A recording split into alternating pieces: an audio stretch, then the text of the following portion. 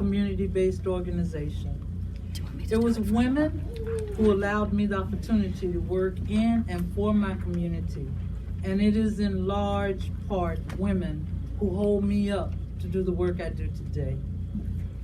We produce a summer teen employment program where teens work 20 hours a week for 6 weeks to learn not just basic job training skills like coming to work on time and dressing appropriately. They also learn ways to protect and conserve our natural resources.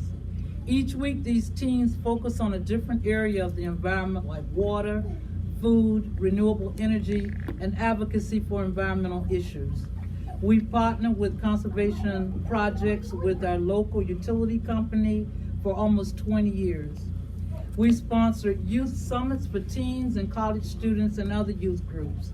The summit provides students with education about why they should be involved in protecting our natural resources and also ways they can be involved in having a positive impact on the planet. We also have been involved in after-school programs for the past 20 years.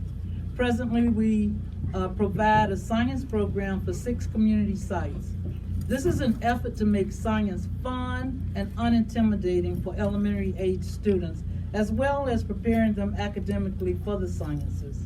A couple of our programs have gardens that we use to teach a science out of. These students enjoy activities in astronomy, physics, chemistry, biology, engineering, and other science disciplines. We connect the students to their natural connection and to the rest of life on the planet. They witness the seemingly magic of science like physics when using math. As a community activist, I also serve as chair of the National Association for the Advancement of Colored People, Environmental and Climate Justice Committee. We've hosted community forums as an opportunity to bring people of color into the discussion on renewable energy, food apartheid, housing, and transformational climate adaptation finance. Communities of color are already experiencing displacement and other changes due to coastal sea rise and massive hurricanes.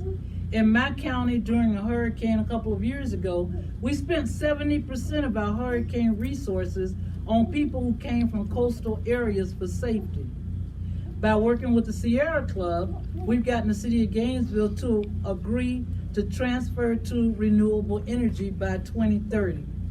We're working with the Utilities Advisory Board to create ways to lower utilities bills for low-income residents, for which some are paying more than 50% of their income on the bills. We've seen improvements through weatherization programs, energy-efficient installations, and new infrastructure.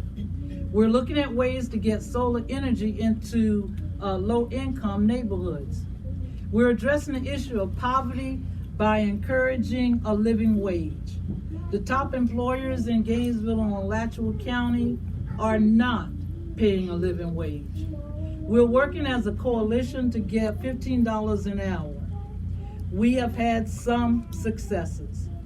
Workers are expected to provide housing, food, and other living necessities for minimum wage, which is less than $8.50 an hour, which in my opinion is more for a teen or a college student, not enough for a grown person with living expenses. We have partnered with the city of Gainesville to provide a micro loan program for minority businesses to move their business further. We believe that the University of Florida could do much more by allowing local businesses to sell food along with Burger King, Wendy's, and McDonald's. We believe that Shands Hospital could buy fresh vegetables from our local farmers. Our school system could grow vegetables on site that could be used in the school for food, for their lunches as well as snacks. We're working on a plan for eco-agritourism that will include the African American community. Because much of the African American community sits on a large part wetland, there is limited structural development that can environmentally happen. Developers from other areas, mostly out of our geographical area, have pitted the environmentalists and the African American community against each other. We want to capitalize on the beauty and diverse opportunities of our natural areas.